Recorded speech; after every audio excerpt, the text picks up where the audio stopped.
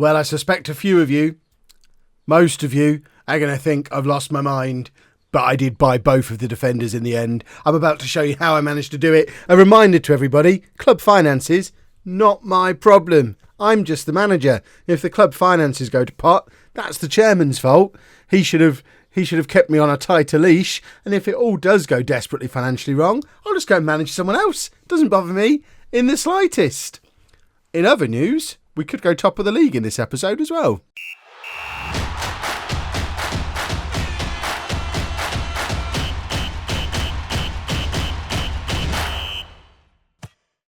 Hello and welcome to Club 6 Part 42 of Non-League to Legend. I'm Kevin. Coming up on today's episode, we're at home against Real Madrid and then away against Atletico Madrid, both in La Liga. There is a Barcelona game as well, but if I showed you that, we'd be here all day. So we'll just do Real and Atletico because they're the two teams closest to us in the league, plus the two consecutive games. We're pretending that the Copa del Rey doesn't exist. We're hoping to get knocked out of it, but we just can't seem to help ourselves from winning. But of course, that's not what you're here for. What you're really here for is to look at how insane I've gone in the transfer market. I did buy them both. So that's £126 million for Quito from Marseille. He's relatively cheap salary-wise, although he has got a yearly increase on that, I think. We managed to talk him out the yearly increase. So we've got him here on a 4-year deal on relatively low money with an enormous release clause.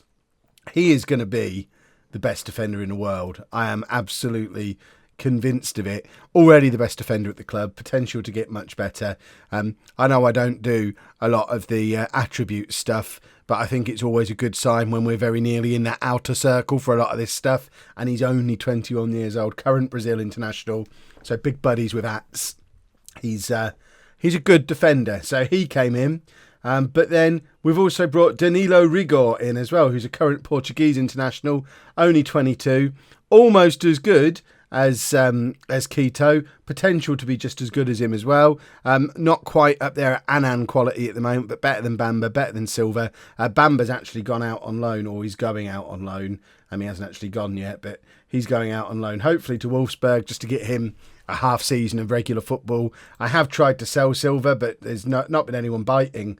So, there you go. There might be a big money move to China, actually. That might be quite handy. If we sell him, then we'll keep Bamba as our fourth choice. But probably for Bamba's development, the ideal is for him to go out on loan, Silva to be fourth choice, and really picking the defence between these three each match. So they're the ones who've come in. And in order to fund it, we sold Presedo. He's gone to Flamengo for £7.5 million. We sold Sanya to Bordeaux for £17.5 million. That one's a bit of a shame because he did come through our youth team. He was here when I first arrived, but he's 24 now. He was never going to be a world-class defender. So it was time for him to move on and make way for two who will be. One of them already is. I think Quito at age 21. He's already an elite centre-back. Ridiculous quality. And Markovic has gone to Shakhtar as well, moving him out. So a lot of that, although the transfer fees aren't massive, a lot of that is saving some ridiculous wages. Presedo was on £93,000 a week to sit, not even on the bench most of the time. So it's cleared out some of the dead wood, make space for two absolute superstars. We're actually paying lower wages now than we were before, but in order to sign them, we did have to shuffle some budgets around, and we've reduced our budgets, and this is a problem, and this is going to be a problem for the next guy. It isn't. We're going to win the Champions League this year, and then we'll retire and never worry. We won't have to worry about it ever again. Quito is not only a Sevilla transfer record; he's a Spain transfer record. He's the most expensive player in Spanish football history. Quite proud that it went to us as Sevilla rather than Real Madrid or Barcelona. So, talking of Real Madrid, that's who we're playing now. Did I show you how we've been doing since you were last with me? Hold on, we've been doing quite well. Lots of green there. Not many goals conceded. Perez is in remarkable form, and he's just getting better and better all the time. He's at age 21, he's already an elite striker. We've got our world superstar striker who's emerged in the shape of Perez. Arsenal want him, I think. Arsenal and Monaco both after him, but he's got a £150 million release clause. Perez isn't going anywhere. He is our elite striker. And actually, our team report is looking very snazzy now. It says that we probably Ruiz better than Garcia now. Finally, his star ratings are finally starting to pay attention. Star rating wise, he's probably still someone we should be replacing. Toronto want him, which seems mad, but that speaks for itself, really. 17 goals from 20 starts in all competitions this season. Don't think he needs replacing anytime soon. Lorenzo and Benko are both very good attacking midfielders. Korkmaz, obviously, is a very good young striker. Abraham is a consistent La Liga goal scorer. Gould, we know how good he is. Montero is fine as a backup. Ats, Ramos, O'Neill, we know how good all these players are in midfield. Quito can play there too. Moreno can play there too. Plus, we've got the youngsters coming through to play as defensive midfielders like Soto, like Molina. So we've got plenty of young players in these areas. Ryback and Bruce are fine. Serdic and Gravosti, fine.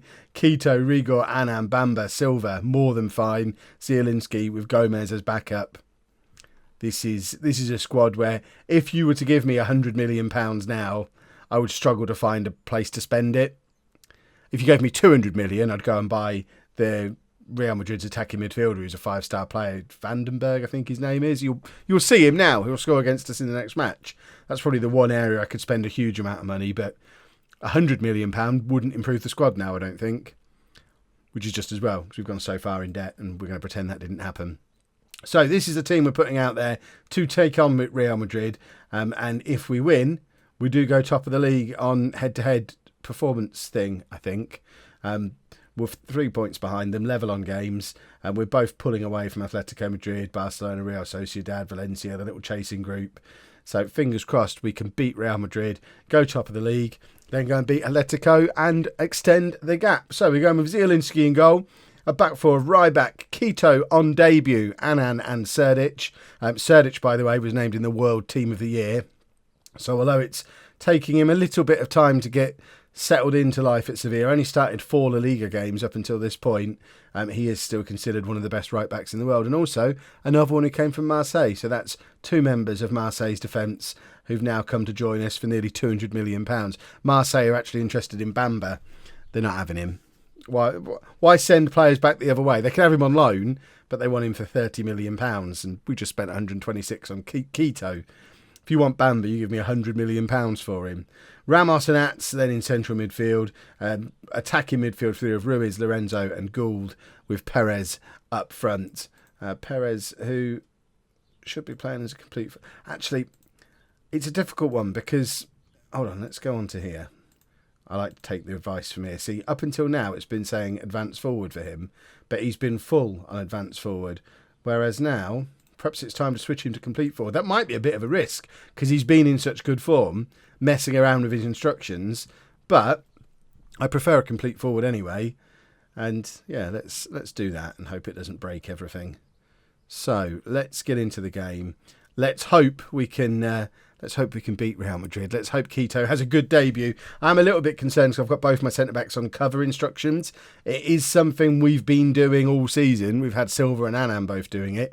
Accidentally, because of the personalised instructions I had on there. It's not something I'd ever do voluntarily, but it doesn't seem to be causing a problem. So I'm going to keep doing it for now. Rigor's a natural defender rather than covering defender. So, I mean, before long, it's going to be Quito and Rigor at the back, and we don't need to worry about Annan. But for now, we've got them both on cover, and if it doesn't work, I guess we bring Rigor in sooner rather than later. Right, go out there. I want you to ignore the recent praise. Just go out and play a natural game. Yeah, let's do that. Let's go and play our natural game. Let's see how good the £126 million man is at the back. Gonna be the best defender in the world, even if he's not quite there already.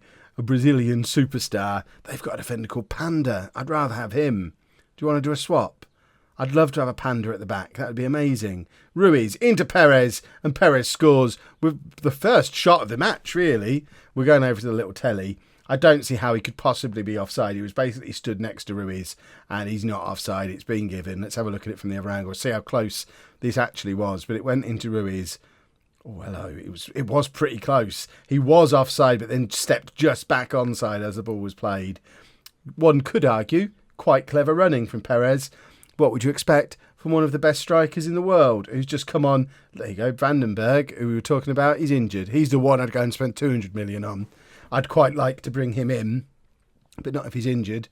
He was the previous Spanish record signing, with Real Madrid bringing him in from Liverpool for, I think, 118 million or something it was. So we broke their record. We're now the big boys. We've got the Galacticos with Quito and Ats and Gould and Perez. We've got and Zielinski. We've got a whole bunch. Serdic. We've got like half a dozen players there who could make a strong case for being the best in the world at their position. We probably need to win the Champions League. Right. Don't get complacent. That's always a sensible instruction. It's stressed Serdic out. Serdic probably isn't going to make it through the whole of this second half. He is, as usual, coming back from injury. We've got Gravosti on the bench, so that's a change I'm quite comfortable making. I know one of the original plans was to sell Gravosti, but I quite like having such depth in that position, and with Serdic being quite injury prone at the moment, it makes sense to keep a player of Gravosti's calibre around. Quito with the ball forward to Gould. What a pass it was as well. That, boys and girls, is what £126 million buys you. Is it? Oh, it's offside. It was a beautiful pass, though. I mean, that's a centre-back doing that, everybody. That was just stunning. And it was a nice finish from Perez again, who I think Perez has just taken a massive step up since the last time you saw him, which is mad how much better he's getting. I guess getting the run of games, the whole squad rotation thing is suiting him down to the ground, because we started this season, Korkmaz was the man, and Perez just got in on rotation, took his spot, similar to Ruiz, really. They both got opportunities that they weren't getting previously because of rotation, and have absolutely taken them, and have pushed the previous incumbents of their position way down the pecking order. We're playing Real Madrid, and Garcia's not even on the bench. That's how far things have moved on. Why can't I see the tactics screen? There we go. So we need to keep... I think I am going to take Serdic off. Gravosti can come on for him. Is the game still going? Pause the game, for goodness sake. Gould not having the best of games out there, but we've got Montero who can come on for him. That will do for now. One thing I do need to be careful of, which is why I'm keen to keep people like Montero around, even though they're not necessarily the quality... Oh, what a goal from Ramos. What a goal. But I want to make sure we do still keep that core of homegrown players here. It's the hallmark of our Sevilla team. There's so many of our own players here, and having moved Sanya on, I don't want to get to the point where we're fielding teams that don't have any of our homegrown boys in. So at least we've got Ruiz, we've got Montero, we've got Lorenzo, of course, who's come through our youth system, Moreno, who's always on the bench. He obviously came through our youth system as well. So there's still a significant chunk of them, and some like Ryback, as an example. I mean, he signed for us at age 18, so there's going to be a few of them who, although they didn't. Oh, Annan. Oh, did you not read the back pages of the newspapers yesterday when we spent £200 million on centre backs? I mean, it's like he's not been paying attention. Talk about sealing your own fate. My word. What a silly goose. Tempted to take him off and bring the other new boy on. I might just do it. There you go. We'll bring Rigor on as well. It seems a little bit harsh, but, score an own goal, get taken off. And now we've got a brand new centre-back partnership against Real Madrid. Seems like possibly, arguably, stupider than signing the players in the first place. Montero's in behind here, though. It falls to Gravosti, chance to cross towards Perez. Ruiz is there! And what's going on? Have we got a penalty? We're going over to the little telly. Something's got on in there. I'm not sure who's fouled who. Presumably, he wouldn't be going to the little telly if we'd have found them, unless it was a red card decision. No, it is a penalty review. Are we getting the penalty? Come on, we've already had a goal disallowed. I think we deserve a penalty as compensation for that. We have got a penalty, and it's Perez to take, and he's got the opportunity to put us 3-1 up against Real Madrid, which would be a lovely situation to be in. Perez scores. Sevilla 3, Real Madrid 1. 23rd goal of the season now for Jesus Perez, and we're looking like a very good side. We've got Monaco in the first knockout round of the Champions League. That's one thing I forgot to mention. So much news. Considering it's only been like 3 weeks of game time, so much has happened since the last episode. But we've got Monaco in the Champions League. We've got to be thinking in terms of winning that competition this year with the team that we've now assembled, with the improvements to the defence, with the huge improvement to Ruiz and Perez as attacking forces for us. It feels like our year. I just hope it's not all about to go wrong. Keto with a lovely tackle again, and then he's back to cover and intercept again. I tell you what, I know it's his debut, but I know I'm looking for positives, but he looks like £126 million worth of defender. Maybe we should have brought him rather than Serdic in the summer when we could have got him a little bit cheaper.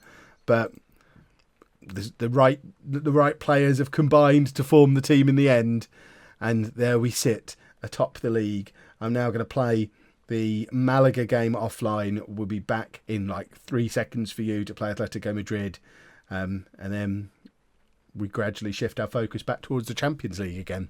Well, we didn't manage to get ourselves knocked out. Try as I might. We're into the next round, so we've got more fixture congestion, but we are doing lots of rotation in those games, so hopefully it won't ruin the season like it did last year, which means we can play our first choice team in this game against Atletico Madrid. Just the one change, I think, from the team that played Real Madrid. Obviously I've changed the team massively in between, but I'm just... Why take our time doing it? We spent £200 million on the two of them. Let's just start playing them together straight away. Annan kind of forced my hand with his silly own goal in the last game. So Rigor comes in for Annan, and we have our new look back four, which, look at the ages of this team. This is the most exciting thing about it. Zielinski's the oldest player at 26, Ruiz at 25, but Ats at 25 as well. This 11 could be together for 5 or 6 years. Some of them are going to be here for another 10, 15 years. I know I talk about just moving on, ending the save, all that kind of stuff when we win the Champions League. There is part of me that thinks I just want to keep playing this forever. I love this Sevilla team. I might have to buy a Sevilla shirt. I haven't bought a shirt for a team I've managed in Football Manager since the Southend away shirt ages ago. Obviously, if we don't count home. But I am slowly but surely falling in love with Sevilla. We can potentially do if we could. What should we do? If we play our game, we'll win. You're all very capable of that. Exactly. Look at that. A relaxed back four playing together for the first time, knowing that all four of them are world-class players and they're only going to get better as they get older. I mean, that back four is... I can't believe I'm getting this excited about a back four. But have you seen that back four? My word. Goodness, look at Alvaro in Atletico's team. He wouldn't even get on our bench today. We've got Annan and Silva on our bench. They're both better than Alvaro. I love how far we've come. And let's just pretend none of us realise how much money we've spent to get here. What we need is a tycoon to come in and clear our debts and give me another £500 million to play with.